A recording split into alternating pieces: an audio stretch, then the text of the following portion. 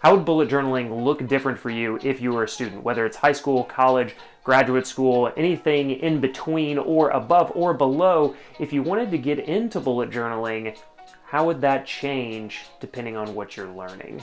That's what we're going to get into today.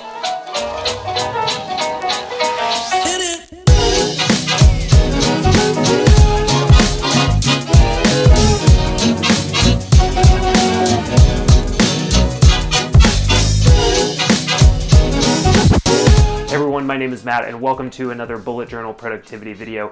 Like I said, what we're going to be getting into today is an often requested topic of what would bullet journaling look like if I was a student. We're going through like semesters and different classes. It's a little bit different than a normal work week because things are a little bit more structured but also have a lot of flexibility, and for the first time, especially if you're in college coming from high school, you probably have a lot more ownership of your time than you had in the past. So we're going to be going through some different strategies. What are the core competencies? What are things that I did when I was in college from 2002 to 2006, go Gators, and what would I be doing now with what I know about productivity and bullet journaling and structuring, managing, and tracking my time. So let's go ahead and get into it. I'm going to be showing you how I'm doing all this in a standard Baron Fig Confidant journal. You can check all the things out in the description below, and if you want to get a download of all the different scripts and templates and even the equation that I put together to decide how much effort to put into a particular class. This was something that I specifically did when I was in college with one of the toughest classes I ever had. So I'm going to be showing you all of that. If you want to download this and any other template or structure that I've been using, just go to the link below or go to bulletjournalguide.com. All right, here we go. What I want you to do to start is make these 2 pages inside of your journal. This first one being critical dates and events for tests, holidays, social work. Make the headings, make the sections anything that you want, but make it the primary things that you're going to be doing throughout your day and throughout your week and the semester, just so you have one quick page to look and see these are the main things the main dates that I need to keep on the top of my mind. This next page is going to be your weekly schedule, and the reason that you're going to have like a base one here is so that this is where you're going to put like your classes, volunteer events, anything that you know you're going to be doing on a specific day throughout the semester. Go ahead and put this here, and then you're also going to be having your weekly schedule that we'll talk about later on. But use this as a way to just take a quick glance. Just like you have your main dates right here, you're going to have your main base weekly schedule. So again, dates and times for your specific class, work, anything that you have set in relative stone for the next few months. Now, moving from that, what you're going to do is go ahead and set up that monthly look. So most people start college in August, so go ahead and make a normal, like say monthly spread. It's really a place to take the dates and events that I have on these 2 pages and transfer them over to a specific month. So now that I've shown you the big picture dates and events and base weekly schedule that you have, and then we go into a month and look at narrowing that down into what we have for the month in terms of like big events and dates. Now we're going to break it down to the week, and so you can still see that we have these like 8 to 10 blocks, and it's still those 4 hours. Make sure you check out, if you don't know what the heck I'm talking about, you can check out this video for more explanation about the blocks in general, the block method. So what you're going to be doing, same thing, like if you have, let's just say, biology. Now this can include class time and study time. It's totally up to you, but every 4 dots, this would represent 1 hour. So if I spent, say, an hour in class, pretty normal, I would shade in that part right here. Again, check out the full 10 block video for a bigger discussion on this. But you can see I've broken this down into study blocks and life blocks. So just adjust these as needed. You may need more study blocks, you might have more life blocks, whatever it might be, may depend on the semester, whatever you're doing. The other thing that I'm doing right here is that I want to track my sleep. This is something that I didn't do a great job of when I was in school, of just keeping an eye on like how many hours did I sleep. And so like Monday night, say 6, Tuesday night, 7.5, so let's just put 7.5, and then I would go ahead and put your sleep right here, and maybe try and average 7 hours a night over the course of a week. So that would be 7 times 7. Hopefully I'm getting between like 48 and 50. Average would be 49 total hours of sleep throughout the week. So just a little thing right here. Sleep can be such a game changer for making sure you get enough of it. So we have our blocks, we have our sleep tracker right here, and then we're coming over here and we're doing a more traditional bullet journal layout. Here are the days: Monday, Tuesday, Wednesday. I've got all kinds of videos if you want to see more specific breakdowns of how you could plan this out. But let's just say at 10 a.m. you have that biology class, and you would just list the other events you have throughout the week. So to tie everything back together, you can see a layout that I did right here for all of my 10 blocks, the week's events and agendas, and then the top tasks that I had over here on the right. So this is a pretty normal layout brought over here and broken down into study, life, sleep, and then the days of the week, top tasks. One other thing, and I've talked about this in a bunch of other videos, make sure you check them out, but give yourself a little space for reflection, and it could be like an entire page like this, it could just be like a half page, but putting down wins, lessons, strategy, things that you want to be aware of next week. This last part right here, I think if you do anything, like just kind of reflecting on the past week and then thinking like, oh my gosh, I didn't get to this specific thing, it has to be done next week, make sure you write that down so it can be top of your mind, okay? So that's how we go again from these are the days, this is our reflection and projection for the next week.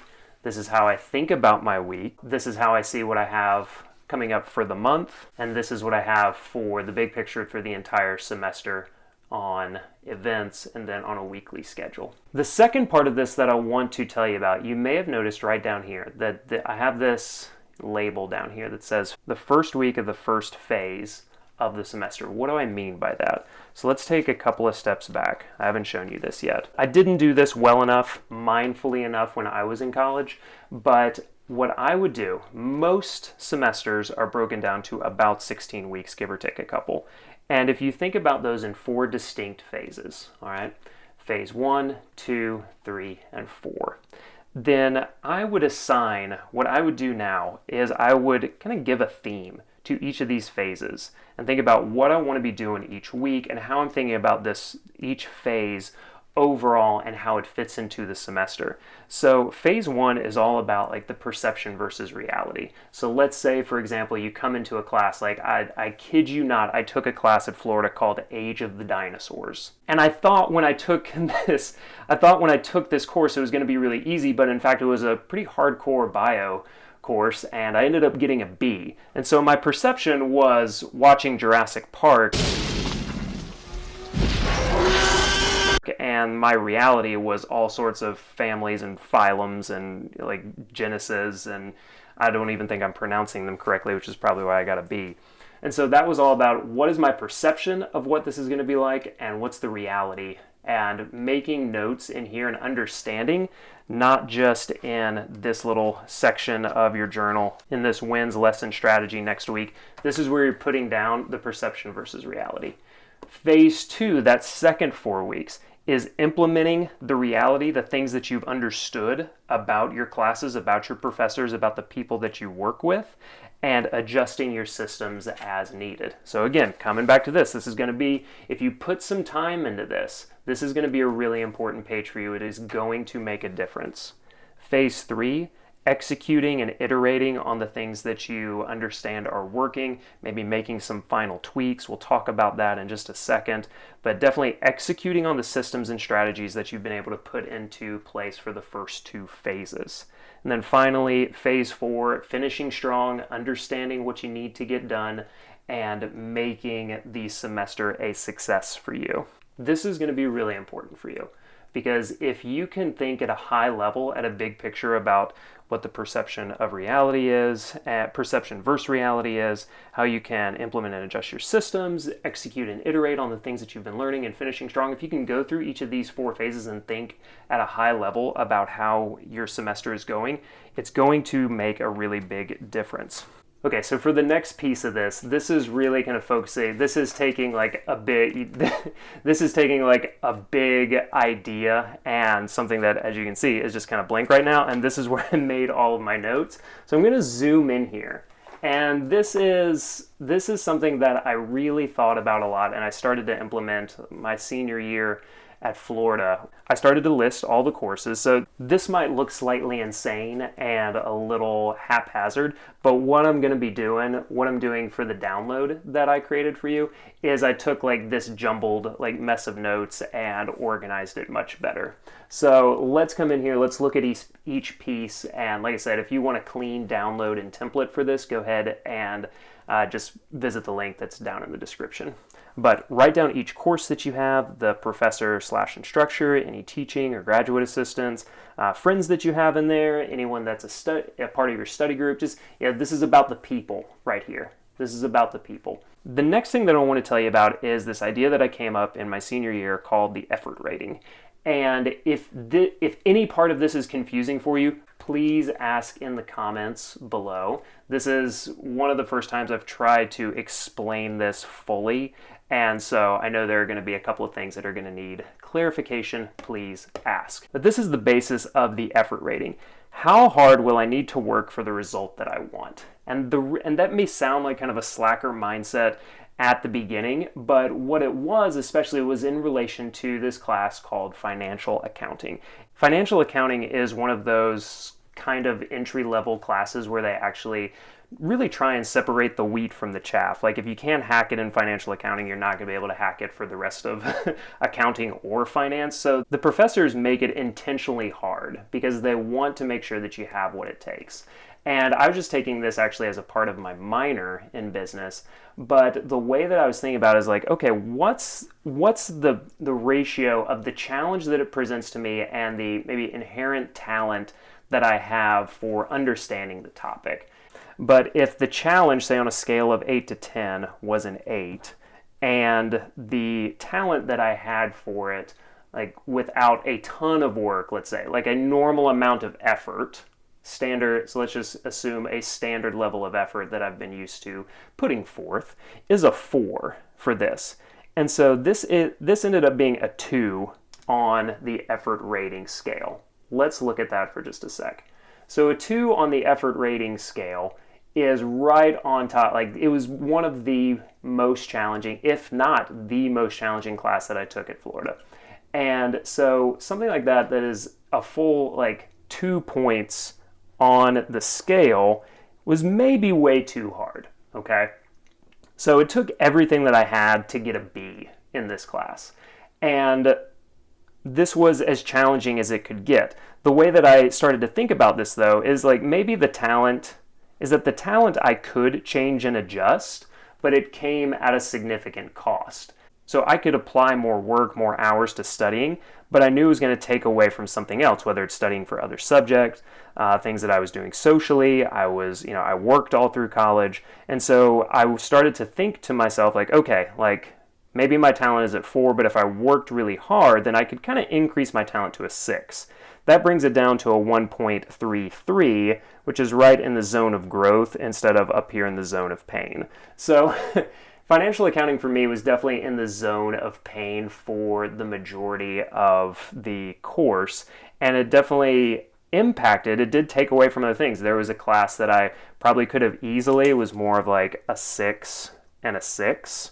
So really like kind of in this zone of comfort to slight growth stage, and I ended up getting a B in that also, whereas maybe I could have just been content with a C in financial accounting, like I just needed it to get a minor, and actually got an A in this other class. So you got to kind of balance those things, but I think for me, thinking about this in terms of an effort rating, and you can't always control these things. Like a lot of times you have to take the courses that you have to take, but the way that you can think of it, again, like if it's really like a low rating, then it can be really boring. And we don't want that. Like we're thinking about having a growth mindset. And so we want to keep things kind of in the, 1 plus, thinking about like if this was again an 8 and a 6, 1.33. That's kind of right in the sweet spot of that we know enough to be effective, but not enough that feel bored or like we're not learning anything. But of course, if it's way over your head, then it can really be in the zone of pain. And that can still be really useful, can still be something that you show a lot of growth in, but it can be rough and often like comes at what can be a significant cost. The reason that I bring all of this up about the effort rating and zones of comfort, growth, and pain is that I want you to be thinking about two questions. How awesome do you want to be, not just in school, in life, but like say, break it down into this specific course. How awesome do you want to be at it, and how much time are you able and willing to give? And it's important to think about like what your constraints are. I may have wanted to be really awesome at financial accounting, but there was only so much that I could change or adjust in terms of the time that I had versus the amount of awesomeness that I wanted to contribute to making this a really successful class for me. You know that I've talked a lot about, for those of you that have been watching for a while, you know that I talk a lot about time tracking. I think it's incredibly valuable. If you're new to this concept and you think this is only for shift workers and freelancers, go ahead and watch the video that's going to come up here. Be a little dot, it's going to whoop. Time tracking. Check that one out. This will help you understand what your time constraints are and how much you can adjust your like talent / drive to take something from the zone of pain into the zone of growth. So what I want you to think about in phase one of the main things that I want you to do is time tracking for at least a full normal week. 2 weeks is even better.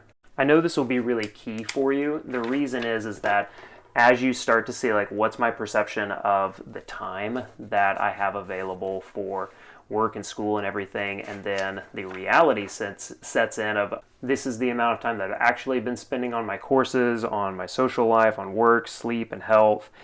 You have to know how much time you have and how much time you think that you need to be as awesome as you want to be. So understanding the answer to this question, how much time are you able and willing to give to the courses, to the causes that you think are worthwhile for the semester? What I'm going to do for you, I have a 5-day time tracking challenge, but I'm going to put one together specifically for students. So if you're interested in that, make sure you get on the email list. I'll tell you about it once you download these templates that I have set up for everything. So if you're interested, go ahead and tell me, let me know. You can let me know in the comments. You can also just sign up for the email list and I'll make sure that you know about it. That'll give you all the templates for the student resources.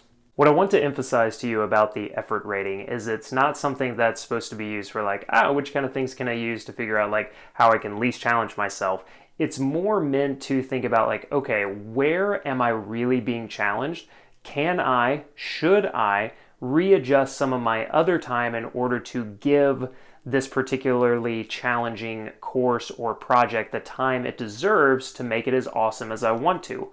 Or is it not worth that kind of effort given the toll that it might take on other things in my life, whether that's other courses, people in your life that are really important, other projects or events that you want to give your time to. So think about that. It's something that I used when I was going through financial accounting. And like I said, I put a ton of effort into that just to get a B. And there was another course that I could have probably easily gotten an A in if I had put a little bit more time into it, but I moved all of that time into financial accounting instead of putting it towards like this other class, which I don't even remember what it was. The two big takeaways that I want you to have for this video is think about your semester in phases, especially that first phase of what's your perception versus the reality of the courses and commitments that you've given yourself to in this semester, because it might require some restructuring. It may require like moving some things around and even like letting go of some commitments that you have. So definitely track your time for at least a full normal week and even into a second week, because that'll give you a really good gauge of the perception of time that I had available versus the reality of time that you actually have. That way you can go into the rest of the semester really understanding how your time is structured structure the different parts of your day and week and even month where you can put a little bit more effort into studying at this point because you know you're going to have some more bigger things to do later on in the month. So again, really looking at it from a big picture perspective. What are the core primary dates and events? What does a normal week look like? Bringing that down even further into like, okay, what's this first phase and month going to include? And then breaking that down even further into the week, into your blocks, into the day-to-day and top tasks of what you need to be doing. Last thing, make sure that you spend some time on that last page for wins, lessons, strategy, and the big things that you need to be aware of for next week. Make sure that if you want the templates for all of these, go ahead and download them in the description below. I'm also going to be telling you soon about that 1 week time tracking challenge specifically for students. I've had a couple others, but I want to make these lessons really clear to you. It won't be long. There won't be long emails, just a few paragraphs to give you some prompts and things to be thinking about so you can make the most impact in your day, in your week, and in that semester that's upcoming. So if you're watching this and you're a student, best of luck to you. If you're watching this and you are a parent or friend or mentor of a student, best of luck to you too. Students really need your support and encouragement and guidance. Download these resources, share them, share it with just people on YouTube and social. You can send it along really easily. That's the beauty of the internet.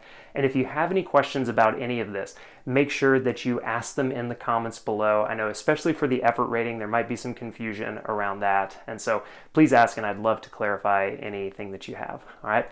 Make sure that you give this a thumbs up and a subscribe if you're here for the first time. This is what we do on this channel, is talk about different ways to be mindful and practice good time stewardship and get done the things that really matter to us. And a lot of times we use a journal, we use paper, we use pens, we use very analog methods, and I love sharing them with you. So thanks so much for watching, and I'll see you next time.